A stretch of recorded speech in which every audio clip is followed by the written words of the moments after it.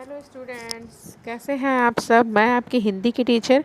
आज मैं आपके लिए नया पाठ लेके आया जिसका नाम है बारिश कौन। पाठ का नाम क्या है बच्चों? बारिश कौन। और इसकी लेखिका है विभा रानी। ठीक है, चलिए इनका परिचय जान लेते हैं हम लोग। इनका परिचय है कि इनका जन्म 1959 में मधुबनी बिहार में हुआ था। ठीक है, और इनका परिचय है बहुआयामी प्रतिभा की धनी विभा रानी हिंदी की मैथिली की राष्ट्रीय स्तर की लेखिका हैं।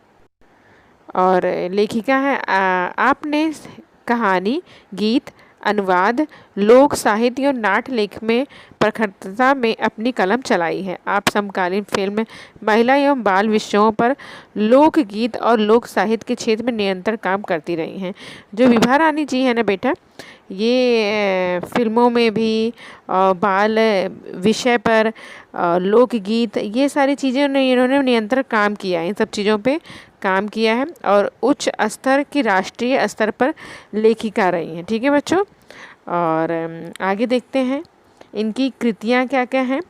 इन्होंने कृतियाँ लिखी हैं चल खुसरो घर अपने, मिथिला की लोक कथाएँ, गोनू छा के किस्से कहानी संग्रह है ये, अगले जन्म मोह बिटिया न कीजो, नाटक है, समरथ है, CAN, द्रव्य भाषा हिंदी अंग्रेजी का अनुवाद है, यानी कि 2 भाषाओं में अनुवाद किया है, बिल टेरल की डायरी आदि, ये सब इनकी संग्रह है। ठीक है, रचनाएं हैं बच्चों ये सब किसकी? विभा रानी जी की। ठीक है, अब कहानी में शुरुआत करती हूँ।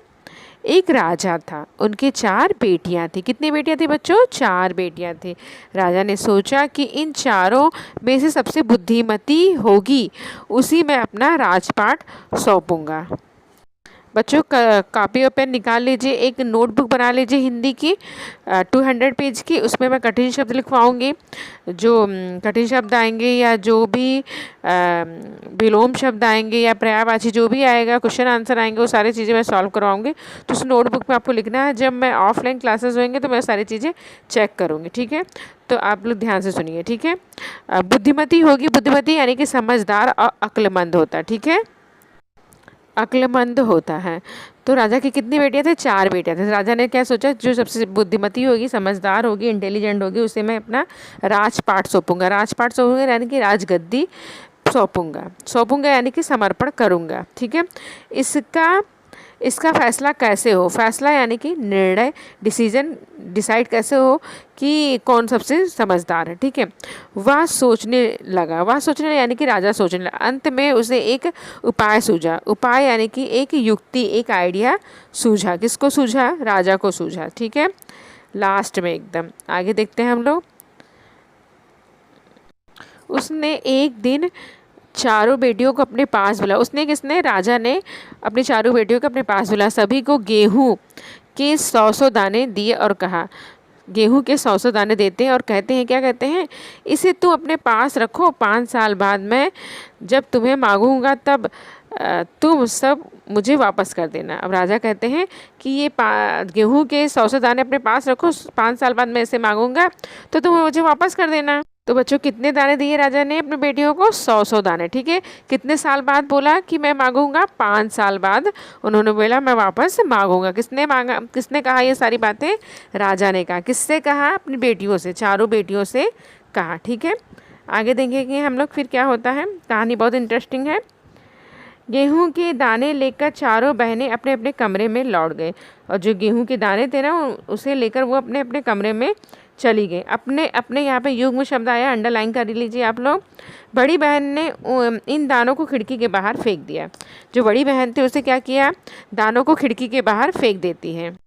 कौन से दानों को? गेहूं के दानों को खिड़की के बाहर फेंक देती। उसने सोचा आज से 5 साल बाद पिताजी को गेहूं के दानों की याद रहेगी क्या?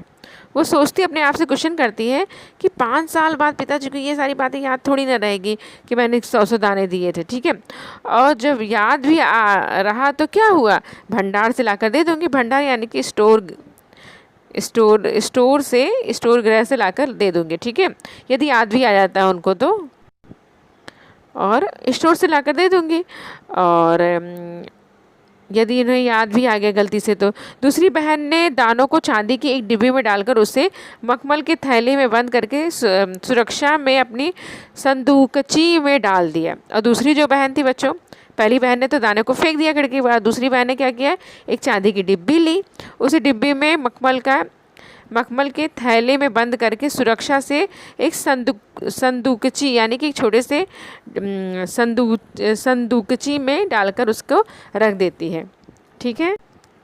और 5 साल बाद जब पिताजी दाने मांगेंगे तब उन्हें वापस कर दूंगी। उसने सोचा जब 5 साल बाद पिताजी इस दाने को मांगेंगे, उसे संभाल कर उन दानों को रख दिया किसमें, चांदी के एक डिब्बे में डाल के रख दिया। ठीक है। मखमल की थैली थी उसमें डाल के वो रख देती है, सोचती है 5 साल बाद पिताजी मांगेंगे तो मैं वापस कर दूंगी, इन्हें संभाल कर रख देती है वो। फिर देखते हैं आगे क्या होता है ना स्टोरी इंटरेस्टिंग। आगे दे, तीसरी बहन बस सोचती रही। तीसरी जो बहन थी वो सोचती रहती, ठीक है, इसका क्या करूं, यानी कि कोई भी निर्णय नहीं कर पाती, कोई भी डिसीजन नहीं ले पाता। चौथी और छोटी बहन तनिक बच्ची थी। जो छोटी वाली थी लास्ट वाली, वो थोड़ी सी बच्ची थी, नादान थी। ठीक है। छोटी वाली थोड़ी सी बच्ची थी, नादान थी, छोटी थी। वो शरारतें करना उसे बहुत पसंद था, यानी कि मस्ती वगैरह करना उसे बहुत पसंद था। ठीक है। शरारतें कर लीजिए, मस्ती। ठीक है।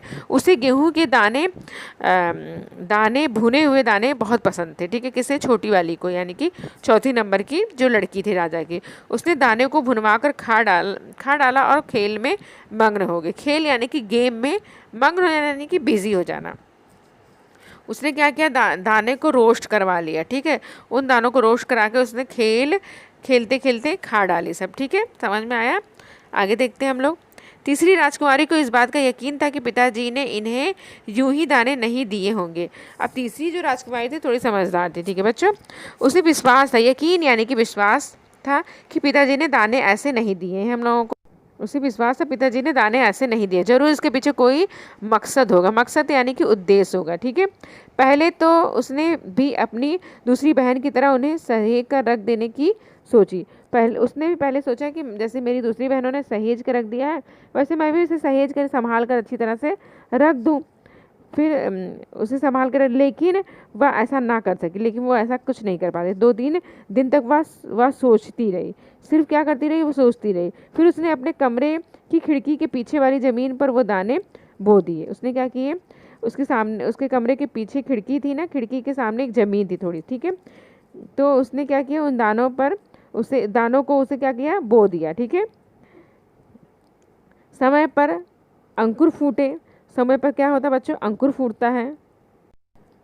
अब समय पर जब अंकुर फूटता है तो पौधे तैयार हुए। पौधे, छोटे छोटे पौधे तैयार हो जाते हैं, दाने निकलने लग जाते हैं उसमें से।